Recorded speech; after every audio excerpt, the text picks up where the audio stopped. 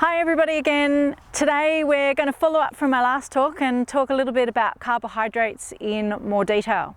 So as I said before, carbohydrates are your body's main source of energy. They are the most important fuel that you can give to your body in terms of performance. Essentially, just to give you an idea of how much energy you get from carbohydrates, there's about 17 kilojoules per gram of carbohydrate. That may or may not mean anything to you, but if you are on top of your macronutrient intake, then that may be a really useful piece of information for you to understand. You've got lots of different types of carbohydrates. You've got your simple sugars, so your monosaccharides, which are things like glucose or fructose. Then you've got your disaccharides, which are slightly longer chains. And then you've got your polysaccharides, which come from your starches or something called glycogen. Come back to glycogen in a minute. Our body uses carbohydrates from different sources. So you've got your blood sugar levels, which is what you might go to the doctor and have measured. Then you've also got carbohydrates that your body stores in your muscles and in your liver. And we store that in what I just mentioned, which is glycogen, in the form of glycogen in your muscles.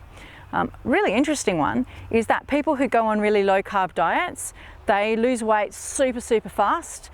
And then they wonder why they stop losing weight after a couple of weeks. And it's because actually what happens is you're depleting the glycogen from your muscles. For every molecule, or call it, piece, if glycogen were, a marble, for every marble of glycogen, you've got 2 of water. So actually a lot of what you've lost is water from your muscles, not burning fat like you think you are. Just a little interesting tip there. So essentially what happens is we've got the sugars floating around in your blood, you've got the sugars stored in your muscles, and that's what your body draws on in between meals. So this is why last time, when I talked about carbohydrates, I said that the quality of carbohydrates you eat is just as important, if not more important, than the quantity of carbohydrates you eat. Because there are actually different types of carbohydrates are fit for purpose.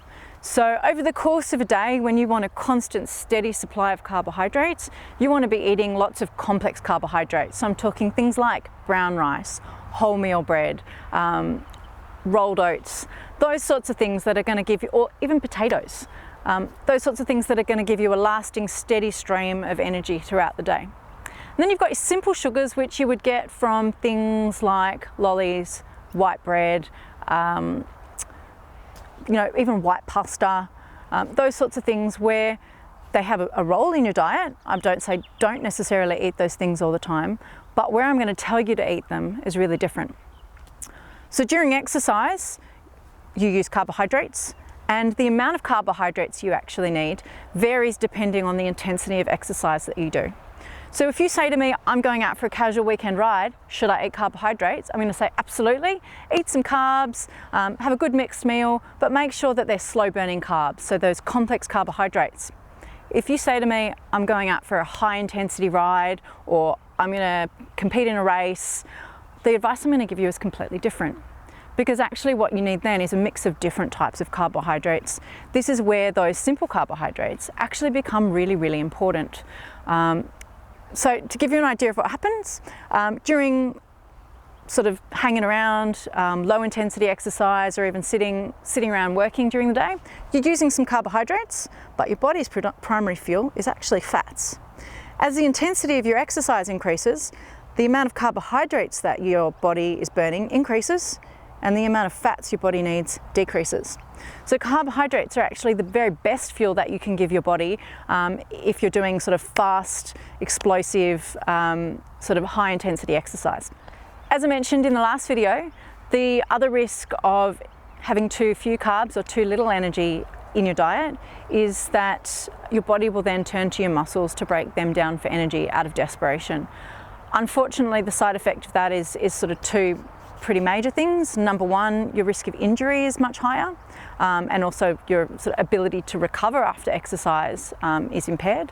But then also, if you're breaking down your muscle is essentially what sets your metabolic rate. So if you break down the muscle that you have, your metabolism slows down. So if your goal is weight loss, it's much harder to do that if you're under fueling, because your body is then breaking down your muscle, the very thing that's burning the energy that you put in. So takeaway message is that carbohydrates are a really important part of your diet, but how you use them will vary depending on the type of physical activity that you're doing.